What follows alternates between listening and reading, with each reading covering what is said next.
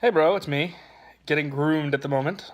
Sid just got here and she started playing with my hair. I was like, "You want to brush it?" She's like, "Yeah, sure." So, um, not much to tell you other than other. Shut up! All right, I'll tell you. I'll tell you about that. So, see what happened was, Mom and Sid were in the car, and she looked up into the sky, and she saw geese in the air. She goes, "Oh, wait, they fly?"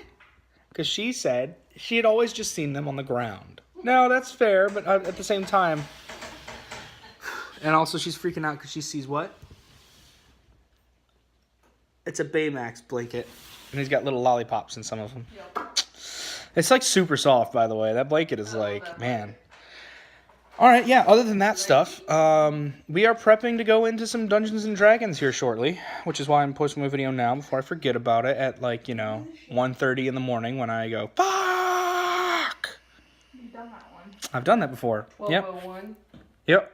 And then I get a text from Chandra. Is Kyle gonna post? Yeah. So, yeah, Mom, do you want to tell them your plan? We're gonna bamf into the city of brass and all die at the end. I mean, Pretty much. currently that's the plan. They're going to work on it. They're going to fine-tune it before they do that. But they are planning on heading to the fire plane, going into the city of brass, and stealing from the Grand Sultan. And ideally getting out afterwards. They're going to re-steal something from the Grand Sultan that was stolen by him or by his predecessors at one point in time. And has he finished Crit Roll? And he has not finished Crit Roll, I don't think, because he was on like 112 or something. Like, bruh, come on. Which we are going to be watching the new Crit Roll episode on Sunday, so no spoilers. Not that we've never had a problem with spoilers, but there is something else I want to tell you about, and that is I can't understand this group of people who are supposedly Star Wars fans who can't handle the fact that Star Wars The Last Jedi ended the way it did. Now, I don't want to talk too much about it.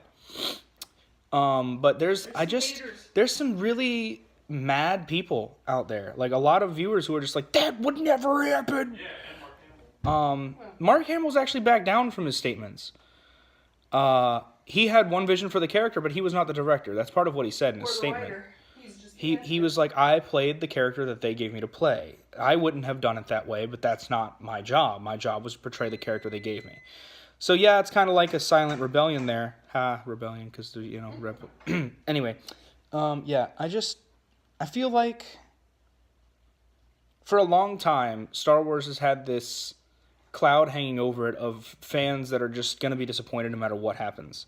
Because we all, in our minds, have the ideal situation built up in our heads of what would be cool to have happen. Even if we don't know it, we find out about that when the new movie comes out, and it's not up to our standards. Just because Disney owns them doesn't mean they get it happily ever after.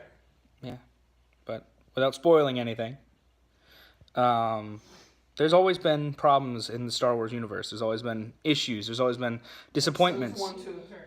Yeah, well, always. Even back in the original 3, there was some like plot holes or weaker portions and things that didn't quite make sense if you looked at it. But you shut your mouth. But we look at it and we're like, oh my god, look, they're fighting with energy sword things and shooting lasers at each other. This is amazing. Why can't we just get back to that childlike wonder? I don't know, but hopefully one day. Yeah, that's what I wanted to go on that little rant. Also, I'm in pre-calc and I hate it. Math. I'm really bad at math now. I remember in high school I wasn't bad at math, but now I am. Because I haven't used it for 8 years. I used algebra yesterday. And Mom used algebra yesterday, but not pre-calc. So, alright, man. Well, that's it for today. So, I will see you tomorrow. Deuces.